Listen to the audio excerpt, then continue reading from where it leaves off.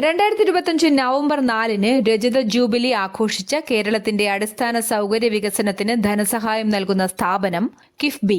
കിഫ്ബിയുടെ പൂർണ്ണരൂപം Kerala infrastructure investment fund board. 1999 Kerala infrastructure investment fund act പ്രകാരമാണ് ഇത് സ്ഥാപിതമായത്. ശരീരം തളർന്നവർക്ക് നടക്കാൻ സഹായിക്കുന്നതിനായി AI എക്സോസ്കെൽട്ടൺ വികസിപ്പിച്ച കേരളത്തിന്റെ സ്റ്റാർട്ടപ്പ് ഇന്നോഡോട്സ് ഇന്നൊവേഷൻസ് ആർട്ടിഫിഷ്യൽ ഇന്റലിജൻസ് സാങ്കേതിക വിദ്യയുടെ സഹായത്തോടെ പ്രവർത്തിക്കുന്ന ധരിക്കാവുന്ന ഒരു റോബോട്ടിക് ഉപകരണമാണ് എക്സോസ്കെൽട്ടൺ. ശാരീരിക വെല്ലുവിളികൾ നേരിടുന്നവരുടെ ചലനശേഷി വീണ്ടെടുക്കാൻ ഇത് സഹായിക്കുന്നു.